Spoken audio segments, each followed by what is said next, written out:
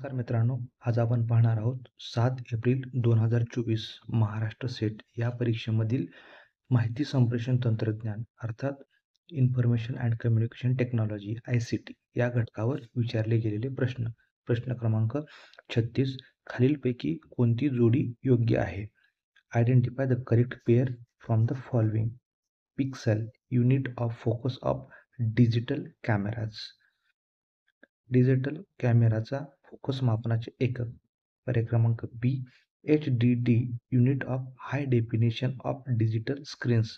Digital पडद्यांचा उच्च स्पष्टतेचे म्हणजेच डेफिनेशनचे एकक. पर्याय क्रमांक C. KBPS, unit of data transfer rate. Data हस्तांतर वेगाचे एकक. पर्याय क्रमांक D. Gigahertz, unit of memory storage on digital devices. Digital उपकरणामधील स्मृती साठवणुकीचे एकक. त्याचं उत्तर आहे पर्याय क्रमांक C. KBPS, unit of data transfer rate. Data हस्तांतरण वेगाचे एकक. पुढील प्रश्न क्रमांक 37.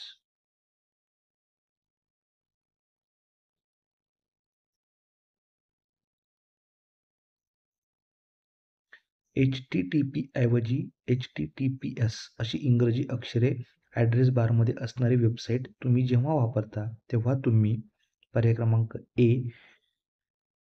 वेगवान इंटरनेट जोड वापरत असता. You are accessing a speedy connection. पर्याय क्रमांक बी. एक सुरक्षित संपर्क जोड वापरत असता. You are accessing a secure communication. पर्याय क्रमांक सी. विदा हस्तांतराचा एक मार्ग वापरत असता. You are accessing a single data line transfer. आणि पर्याय क्रमांक डी. स्मार्टफोनशी अनुरूप वेबसाईट वापरत असता. You are accessing a smartphone friendly website. त्याचं उत्तर आहे पर्याय क्रमांक बी. जेव्हा आपण HTTP ऐवजी HTTPS अशी इंग्रजी अक्षरे ॲड्रेस बारमध्ये असणारी वेबसाईट वापरतो तेव्हा आपण एक सुरक्षित संपर्क जोड वापरत असतो. पुढील प्रश्न क्रमांक 38.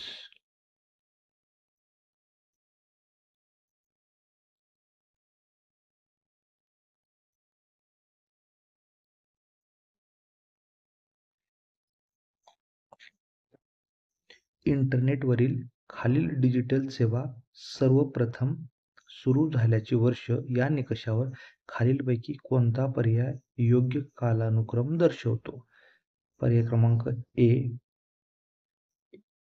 YouTube, Gmail, Instagram, Wikipedia. पर्याय क्रमांक बी. विकिपीडिया, यूट्यूब, जीमेल आणि इंस्टाग्राम. पर्याय क्रमांक C. Gmail, Wikipedia, YouTube, Instagram. आणि पर्याय क्रमांक डी. विकिपीडिया, जीमेल, यूट्यूब आणि इंस्टाग्राम. त्याचं योग्य उत्तर आहे पर्याय क्रमांक D.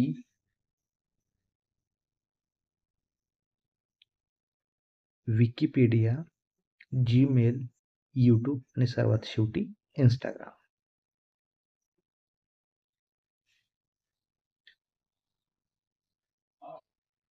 Correct chronological order is Wikipedia, Gmail, YouTube आणि इंस्टाग्राम.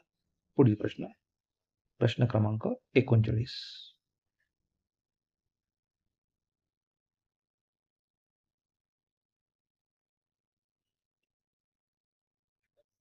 स्वयंवरील अभ्यासक्रमांच्या आशयाचा दर्जा राखण्यासाठी खालीलपैकी कोणत्या संस्थेची राष्ट्रीय समन्वयक म्हणून नियुक्ती झालेली नाही? प्रश्न विचारलेला आहे, राष्ट्रीय समन्वयक म्हणून नियुक्ती झालेली नाही. Which of the following has not been appointed as a national coordinator for SWAYAM to ensure the quality of course content? पर्याय क्रमांक ए.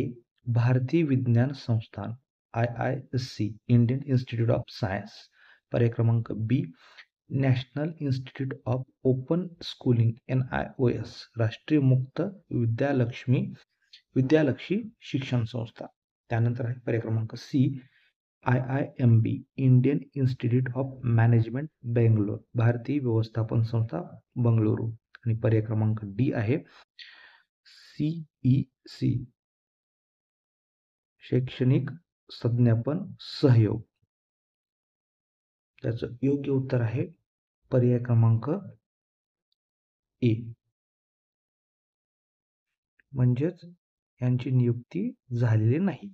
भारतीय विज्ञान संस्था इंडियन इन्स्टिट्यूट ऑफ सायन्स हे स्वयंवरील अभ्यासक्रमांच्या आशयाचा दर्जा राखण्यासाठी राष्ट्रीय समन्वयक म्हणून नियुक्त झालेले नाही. बाकी 3 नियुक्त झालेले आहेत नॅशनल कोऑर्डिनेटर. पुढील प्रश्न क्रमांक 40.